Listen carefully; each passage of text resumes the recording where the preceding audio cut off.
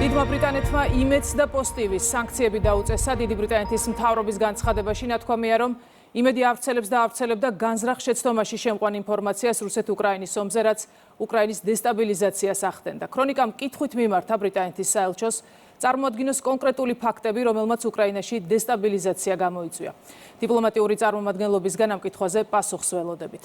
მარიამ ქართველიშვილი გვერდება პირდაპირ ეთერში.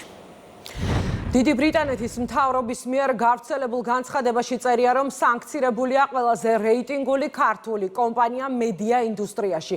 ნათქვამია, რომ იმედი ახდენს დესტაბილიზაციას უკრაინაში, თუმცა არსად იძებნება კონკრეტული ფაქტები. კონკრეტულად რომელმა ქმედებამ და მედია პროდუქტმა გამოიწვია უკრაინაში დესტაბილიზაცია, რომელ რუსულ ნარატივზე არის ლაპარაკი და რას დაეყნო ბრიტანეთის მთავრობა მაშინ, როდესაც სანქციაზე მუშაობდა. კი ეს არის კითხვები, რომლებზეც პასუხებს ითხოვს ახლა ტელეკომპანია იმედი. გავაგზავნეთ წერილი საელჩოში და ველოდებით პასუხებს. ტელეკომპანია სჭირდება კონკრეტული პასუხი მძიმე ბრალდებაზე. მაშინ, როდესაც იმედის გადამღები ჯგუფები ჯერ კიდევ ომის დაწყებამდე იმყოფებოდნენ კონფლიქტის ზონაში და უმძიმეს ამბებს რუსული აგრესიის შედეგებზე მაყურებელს საომარი მოქმედებების არეალიდან ვაწვდით, გვჭირდება პასუხები, რით აიხსნება გამოცხადებული სანქცია. ცოტა ხნის წინ ბრიტანეთის მთავრობის ოფიციალურ გვერდზე გავრცელდა განცხადება, რომელშიც წერია, რომ ქართული მედიის ყველაზე რეიტინგული და შესაბამისად საზოგადოებისთვის ყველაზე სანდო ტელეკომპანია დაასანქცირეს.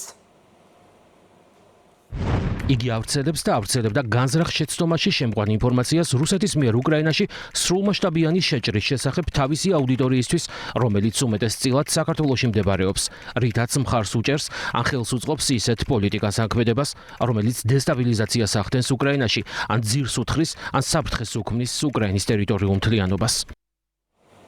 თემაზე ბუნებრივია უკვე კეთდება პოლიტიკური შეფასებები, როგორ აფასებენ მმართველ გუნდში გამოცხადებულ სანქციებს, შეგვიძლია ერთად მოვისმინოთ.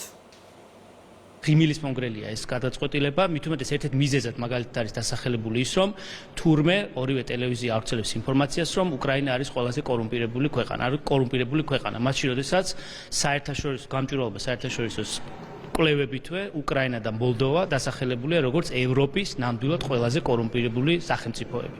ამიტომ აქ რაც შეიძლება ემოცია გაგვიშლეს არის ის, რომ არის მცდელობა თავისუფალი ალტერნატიული აზრის და სიტყვის ჩახშობის. სხვა ლოგიკური ახსნა ამ გადაწყვეტილებას არ შეიძლება ჰქონდეს. შეიძლება თამამად ითქვას, რომ ბრალდებები არგუმენტების გარეშე ვნახეთ ოფიციალურ განცხადებაში, ახლა პასუხების დროა, ველოდებით კონკრეტულ შეკითხვებზე პასუხებს.